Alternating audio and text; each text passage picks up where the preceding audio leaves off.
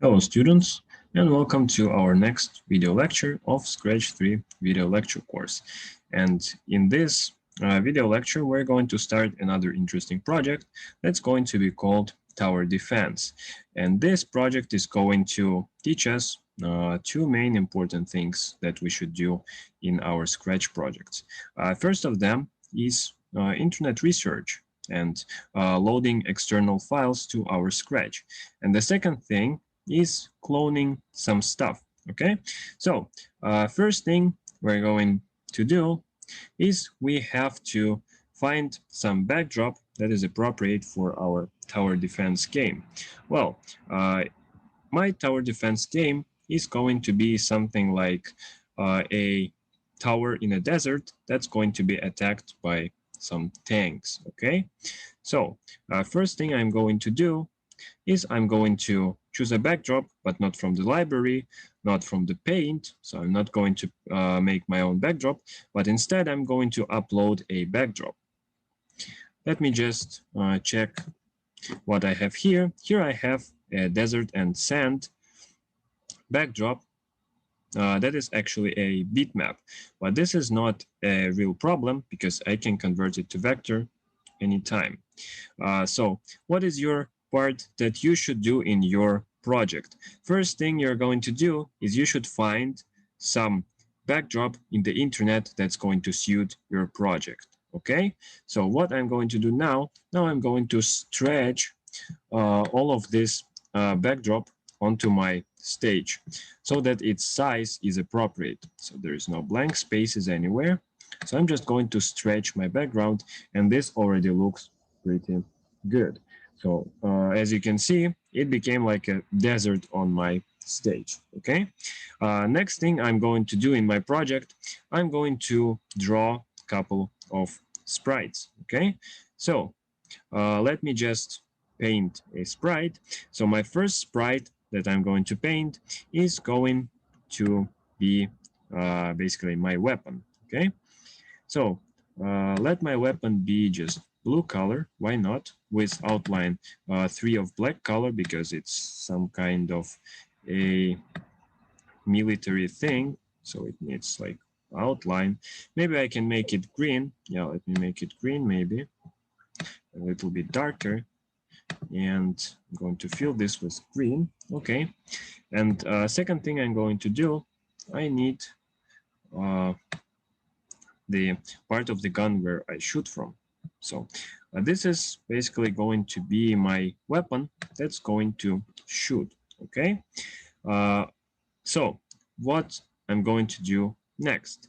Next thing I'm going to do is I'm going to place this somewhere down here and make a piece of code to it so that it becomes smaller because it's too big right now. Let me just make it of size maybe 50 so that it fits. 50 is still pretty much, maybe 30 would do. Yeah, I think 30 would do very well. Okay, but my weapon is still facing right side, but this is not a big problem. Let me just name it weapon. Okay, or maybe we can call it a turret, whatever you want. This is not a big problem. Again, and the next thing I'm going to draw is I need a kind of wall here. Okay, so I need a wall. So this turret is going to stand on some kind of wall, and when and if my enemies will reach this wall, I'm going to lose some health or maybe even lose.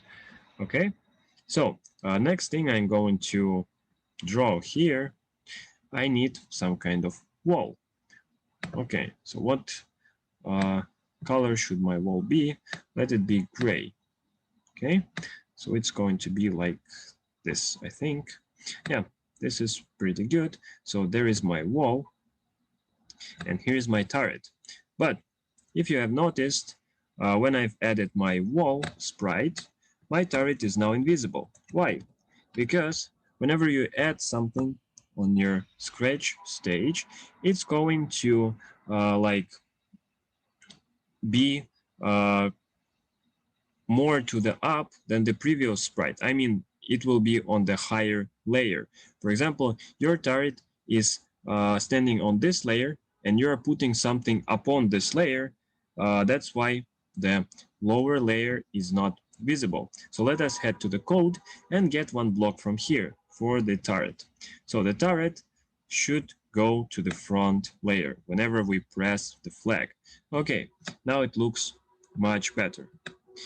And now, what are we going to do? We need an initial position for our turret. Why not? Let us just take these coordinates that were offered here. These coordinates work pretty fine, okay?